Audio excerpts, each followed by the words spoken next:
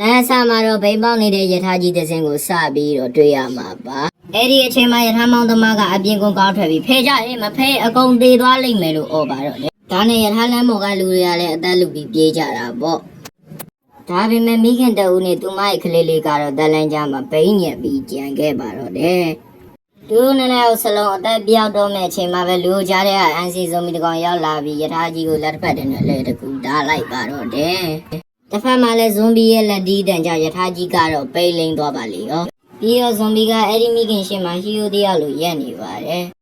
်ဇွန်ဘီကသူမထနဲ့ကိုလက်ကမ်းပေးလိုက်ပါတယ်ဒါပေမဲ့အဲ့ဒီမိခင်ကဇွန်ဘီရဲ့ဖုတ်ကောင်မျက်နှာကိုမြင်ပြီးကြောက်လက်ကအော်ဟစ်လိုက်ပါတယ်အဲ့ဒီနောက်မှာတော့ဇွန်ဘီကသူ့ဘဝအကြောင်းကိုစတင်ပြောခဲ့ပါတယ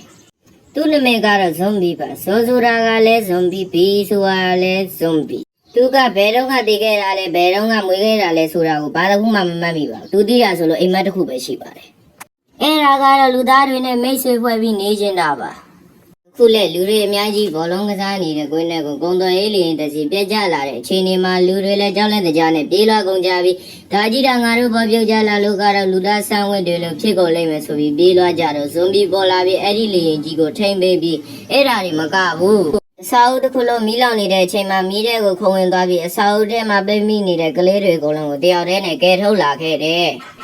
်ဒါပေမဲ့ဇွန်မီကိုယ်တိုင်လည်းသူဘာကြောင့်တလောက်ဆွမ်းကြီးနေတယ်မသိဖြစ်နေတယ်သူမတ်မိတာဆိုလို့မိုးရွာနေတဲ့နေရာတွေမှာဇွန်မီတွေစတဲ့တောင်းကျနေတာကိုပဲမတ်မိတယ်သူတို့ဆာလုံးနေတဲ့အချိန်မှာဖုတ်ကောက်တော့အခန်းထဲဝင်လာပြီးလူတွေကိုတရားပြီးတရားလိုက်ကြိုက်တော့ကျွန်တော်တို့အန်စီလဲဇွန်မီဘွားတို့ပြောင်းလဲသွားပါတယ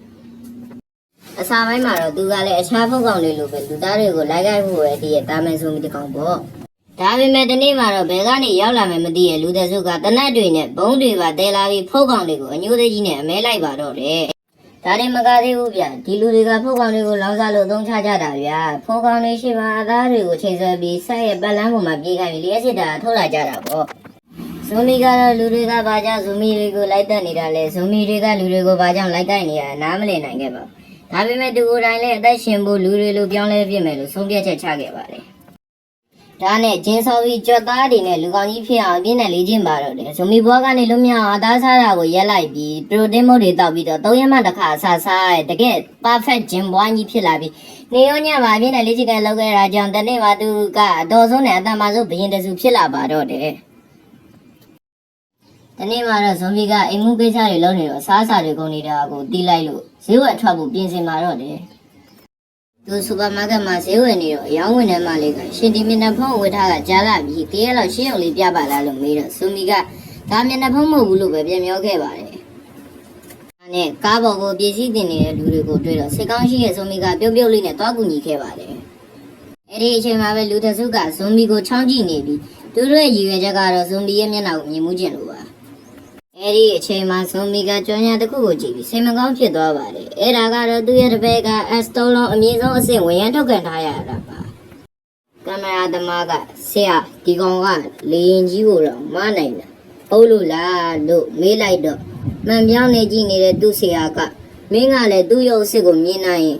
မန်းကြီးတွေအပုံလိုက်ရမှာကွာလို့ပြောနေတော့မှပဲနှစ်ယောက်စလုံ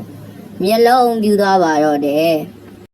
်ဘာလို့လဲဆိုတော့ဇွန်ဘီကဂုံတင်ကားကြီးတစ်ခုလုံးကိုပခုံးပေါ်တင်ကအာယူပြီးကောင်းကင်ဘော်တို့ခုံတက်ကပျောက်ွယ်သွားလို့ပါ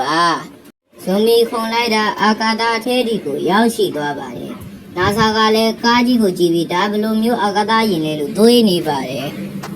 အဲဒီနောက်မှာတော့ဖုတ်ကောင်တွေနေထိုင်တဲ့သားမြင့်နယ်မြေကိုပြသထားပါတယ်အဲဒီမှာဖုတ်ကောင်တွေကဗိုက်စာပြီးဟိုတီတီလျှောက်သွားနေကြပြီကလေးဖုတ်ကောင်လေးကမေမေဗိုက်စာတယ်လို့ပြောနေပါတယ်အဲ့ဒီအချိန်မှာဇွန်ဘီကကားကြီးကိုမှပြီးရောက်ရှိလာပါတယ်တကယ်တော့ဇွန်ဘီကအဲ့ဒီနေဖုတ်ကောင်ကင်းဖြစ်ပြီးလာတိုင်းလည်းအစားအစာတွေယူလာပေးပါတယ်ဖုတ်ကောင်တွေကဇွန်ဘီကိုမြင်တာနဲ့ဘရင်ကြီးကြွလာပြီလို့ဝမ်းသာအားရအကျိုးဆိုကြပါတယ်ကလေးတွေကဆရာဘာကြောင့်ကားကြီးကိုပြန်ပြီးတဲလာတာလေလူတွေလိုမမောင်းဘူးလားလို့မေးတဲ့အခါမှာဇွန်ဘီကငါမှကားမောင်းနိုင်ခြင်းမရှိဘူးလေကလေးတို့ရဲ့လို့ပြန်ပြောပါတယ်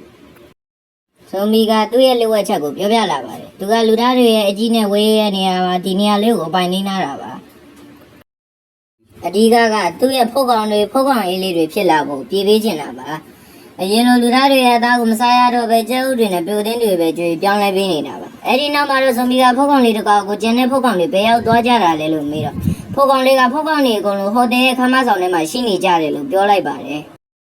ဇွန်ဘီအခန်းထဲကိုဝင်သွားတဲ့အခါမှာတော့သူ့မှာအရန်ကိုသစ္စာရှိတဲ့တပည့်တွေရှိနေတာကိုတွေ့ရမှာပါပထမဆုံးတစ်ယောက်ကတော့မူပါသူကဘောအဆင်ဖြစ်ပြီးအန်နီရဲ့အဆင့် S3 လုံးတောင်ရှိပါတယ်ဒုတိယတစ်ယောက်ကတော့လန်ပါသူကလည်းဘောအဆင်ဖြစ်ပြီးအန်နီရဲ့အဆင့် S3 လုံးပါနောက်ထပ်တစ်ယောက်ကတော့ကန်ပါသူကဘောအဆင်ဖြစ်ပြီးအန်နီရဲ့အဆင့် S3 လုံးပါအဆင့်ကျန်းစာဖို့ကောင်ပေါ့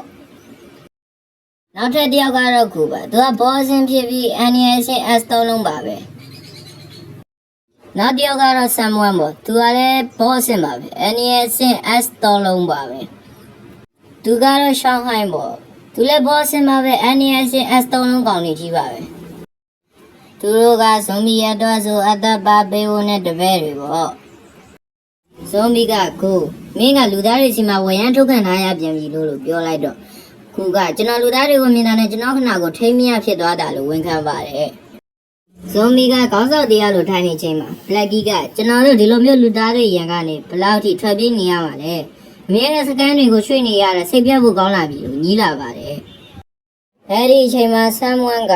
ကျွန်တော်တို့ကိုအမြင်ထွက်ခွင့်ပေးပါအဲ့ဒီမှာသူတို့ကိုထိတ်တိုက်တွေ့ပြီးဘသူကပိုကျန်းလဲဆိုတာပြလိုက်မယ်ကျွန်တော်ရဲ့လားစိတ်ကြီးတော့တန်ကြီးတွေတက်လာပြီအသားတွေတောင်းတနေလာလို့អော်လိုက်ပါတော့တယ်ဇွန်ဘီကလည်းလူသားတွေကမင်းတို့ထင်လို့မလွယ်ဘူးလို့တတိပေးလိုက်ပါတယ်